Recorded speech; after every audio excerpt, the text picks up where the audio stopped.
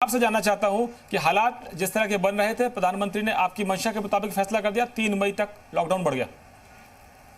निश्चित तौर से माननीय प्रधानमंत्री जी के मार्गदर्शन में देश चल रहा है और उत्तर प्रदेश चल रहा है। इसी का परिणाम है कि आज विश्व की दूसरी सबसे बड़ी आबादी वाला देश और दूसरे देशों की तुलना में संसाधन कम, और उसके बाद भी हम कोरोना संक्रमण के खिलाफ जो संघर्ष में सफलतापूर्वक आगे बढ़ रहे हैं, यह माननीय प्रधानमंत्री जी के मार्गदर्शन में देश और प्रदेश की जनता का सहयोग है। और आज जो आदरणीय प्रधानमंत्री जी ने घोषणा की है 3 मई तक के लिए पुनः लॉकडाउन बढ़ाने के लिए, हम उसका स्वागत करते हैं। उत्तर प्रदेश सरकार और उत्तर प्रदेश की जनता माननीय प्रधानमंत्री जी के मार्गदर्शन का भरपूर पालन करेगी और कोरोना संक्रमण के संकट से देश और प्रदेश को बचाने में अपना सहयोग करेगी। जी केशव जी, उन्होंने ये भी संकेत दिए हैं कि जहां पर हालात ठीक हैं वहां पर थोड़ा सा ढील दे दीजिए और थोड़ा बहुत काम भी शुरू हो जाए।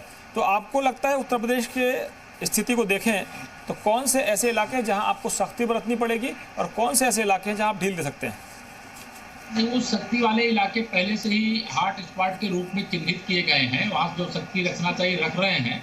और जब से हॉट स्पॉट के रूप में चिन्हित किए गए हैं, जैसे कि नोएडा का क्षेत्र है, गाजियाबाद का क्षेत्र है, आगरा का क्षेत्र है, जो उत्तर प्रदेश के 15 जिलों के अंदर सरकार ने पहले इस पर निर्णय लिया है। लक्ष्य एक ही है कि संक्रमण जो संक्रमित हैं उनके कारण संक्रमण फैले नहीं, और जो संक्रमित नहीं है वह किसी भी कारण से उनके संपर्क में ना आए। तो सरकार पूरी तरह से माननीय प्रधानमंत्री जी के मार्गदर्शन के अनुसार काम कर रही है। केशव जी, आप उत्तर प्रदेश के कैबिनेट में सबसे महत्वपूर्ण भूमिका में है, आपके पास बहुत अहम मंत्रालय भी हैं और योगी सरकार में आप नंबर 2 की हैसियत से डिप्टी सीएम हैं। आप पहले प्रदेश अध्यक्ष भी रहे बीजेपी के, और आपके प्रदेश अध्यक्ष रहते सत्ता में बीजेपी इतनी बड़ी ताकत के साथ आई। आपके कार्यकर्ताओं की और जो आपके समर्थकों की बड़ी फौज है। ग्राउंड रिपोर्ट क्या कह रही है? आपके पास जो इनपुट आ रहे हैं वो एक्चुअल में हालात कैसे हैं? क्योंकि उत्तर प्रदेश छोटा प्रदेश नहीं है, देश का सबसे बड़ा प्रदेश है और दुनिया के कई मुल्कों से बड़ा भी है। ये ग्राउंड रिपोर्ट पॉजिटिव है। देखिए, कहीं मतलब पॉजिटिव का इस रूप में लीजिए कि ये अगर तबलीगी जमात के लोगों ने लीजिए, आप ध्यान दें, अगर इनके कारण से संकट नहीं खड़ा हुआ होता तो जिस प्रकार से कल की शाम तक की जो हमारे पास रिपोर्ट है, हमारे यहाँ कुल संक्रमित कल 550 थे, जिसमें 307 की संख्या केवल तबलीगी जमात के लोगों की है। तो यह संकट तबलीगी जमात के कारण से खड़ा हुआ है। और हम लोगों ने अपील की है, क्योंकि हिंदुओं के साथ साथ मुस्लिम समाज में भी बड़ी संख्या में ऐसे लोग हैं जो ऐसे लोगों को पसंद नहीं करते हैं और जो छिप करके कहीं बैठे, उनको निकाल बाहर करने की आवश्यकता है। और जो शारीरिक दूरी, सामाजिक दूरी बनाए रखने का माननीय प्रधानमंत्री जी का आग्रह है, उसका पालन पूरे प्रदेश की जनता कर रही है। और जो लोग अपने जीवन को दांव पर लगा करके देश की सेवा कर रहे हैं, प्रदेश की सेवा कर रहे हैं, चिकित्सक हों, सुरक्षा से संबंधित हों, प्रशासन से संबंधित हों, आप सब मीडिया से संबंधित हों, उन सबका मैं हृदय से अभिनंदन करता हूं कि बहुत बड़ी लड़ाई को बहुत योग्य ढंग से लड़ने का काम कर रहे हैं। और निश्चित तौर से कोरोना संक्रमण के संकट से हिंदुस्तान विजयी होगा, मोदी जी के नेतृत्व में विजयी होगा। जी, जैसे आपने बताया, हमको लेटेस्ट जो आंकड़ा है वो बहुत ही खतरनाक संकेत है, और हम कह रहे हैं कि मरकज से मरघट तक का सफर धर्म के आधार पर तय नहीं होगा। आप किसी भी धर्म के हो, मरघट जाने में कोई भी भेदभाव नहीं होगा। अगर आपने सरकार की बात नहीं सुनी, आपने प्रधानमंत्री की बात सुनी नहीं, क्योंकि मुख्यमंत्री और प्रधानमंत्री जो होते हैं और जो मंत्री होते हैं वो किसी पार्टी के नहीं होते, सरकार सबकी होती है। डॉक्टर सबके लिए हैं। डॉक्टर्स अपनी जान पर जान खतरे में डालकर आपकी मदद कर रहे हैं, और आप उनकी जान खतरे में डाल रहे हैं, खिलवाड़ कर रहे हैं उनकी जान से, क्योंकि आपने पत्थर फेंके, आपने एक पुलिस सब इंस्पेक्टर का, एएसआई का हाथ काट लिया। ये संकेत क्या है? इसकी तो बहुत कठोर शब्दों में आलोचना देश में ये मुट्ठी भर लोग जो माहौल खराब कर रहे हैं, इनको सरकारी स्तर पर जितना कठोर दंड दिया जा सकता है वो दिया जा रहा है। सामाजिक स्तर पे भी ये बहिष्कृत होंगे, इनको दंडित किया जाएगा।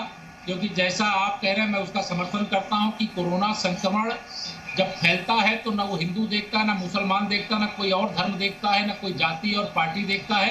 ये संक्रमण है, किसी भी मनुष्य को, किसी भी मानव को अपने चपेट में ले सकता है। इसलिए मानवता इस समय दिखाने की आवश्यकता है। जो इस प्रकार से संक्रमित हैं उनको स्वयं बाहर आए, लोग बाहर करें और उनके इलाज की जो सुविधा है उसका लाभ ले। जरूरत है क्वारंटीन करने की क्वारंटीन किया जाए, इलाज की जरूरत है तो इलाज किया जाए। सरकार ने सभी जरूरी कदम उठाए, लेकिन इसके बाद भी जो लगातार जो आपने कहा, चाहे देश के दूसरे प्रदेशों में या उत्तर प्रदेश के अंदर कुछ स्थानों में इस प्रकार की शरारत की, उनके खिलाफ बहुत कठोर कार्रवाई हो रही है। लेकिन जो अभी भी कहीं छिपे और बचे और संक्रमित हैं वो बाहर आए, और लोगों से हम अपील करेंगे जी न्यूज उत्तर प्रदेश के माध्यम से कि उनको बाहर निकालने में भी सहयोग करें, क्योंकि अगर वो आपके पास है तो आपकी जान के लिए भी खतरा है, आपके परिवार के लिए भी खतरा है, आपके पूरे मोहल्ले गांव क्षेत्र के लिए खतरा है, क्योंकि यह एक से अनेक में फैल जाता है। जी केशव जी, मैं एक और चीज जानना चाहता हूं कि जिस तरह के हालात हैं, आप लोगों को पूरी सरकार चलानी है, प्रशासन से एक सोशल डिस्टेंसिंग के जरिए काम भी लेना है, तो आपके मंत्रालय का काम कैसा चल रहा है? क्योंकि बहुत इंपॉर्टेंट महकमा है और लॉकडाउन होगा तो बहुत सारा काम रुक गया होगा, कैसे मैनेज कर पा रहे हैं आप लोग?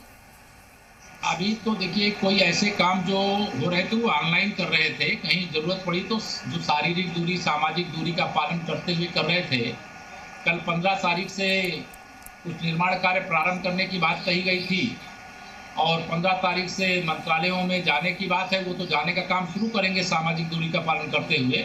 लेकिन कल गाइडलाइन जब भारत सरकार की आ जाएगी, उत्तर प्रदेश की सरकार जो गाइडलाइन होगी उसी के हिसाब से चलेगी। अगर निर्माण कार्यों को हमें 15 तारीख के आगे उसकी तिथि देना पड़ेगा तो आगे की तिथि देंगे, लेकिन प्रधानमंत्री जी जो निर्देश देंगे, जो मार्गदर्शन देंगे, जो संदेश देंगे, उसका 100% उत्तर प्रदेश की सरकार, उत्तर प्रदेश की जनता पालन करेगी।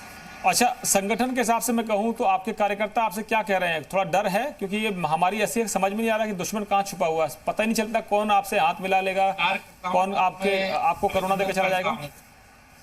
कार्यकर्ताओं का अभिनंदन करता हूं कि संकट की घड़ी में कार्यकर्ताओं ने भी दिन रात परिश्रम किया है और जो फीडबैक आ रहे हैं वो केवल तबलीगी जमात से संबंधित लोगों के आए हैं और जो कहीं से आए हैं उन पर गांव से लेकर के नगर तक सब लोगों ने नजर रखी है।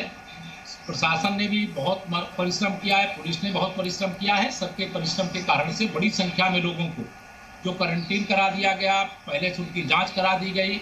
अन्यथा यह संक्रमण चूंकि देश का सबसे बड़ी आबादी का प्रदेश है, यहाँ और विस्तार ले सकता था, लेकिन यहाँ जो कठोर कदम समय पर माननीय प्रधानमंत्री जी के मार्गदर्शन में हमारे मुख्यमंत्री आदरणीय योगी आदित्यनाथ जी के नेतृत्व में उठाए गए, उसका परिणाम है कि इतनी बड़ी आबादी और इतना सब कुछ होने के बावजूद हम अभी तक काफ़ी कुछ नियंत्रण में करने में कामयाब रहे। केशव जी, एक तस्वीर पूरी हिंदुस्तान ने देखी, पूरे देश ने देखी, तस्वीरें थी मजदूरों का पलायन।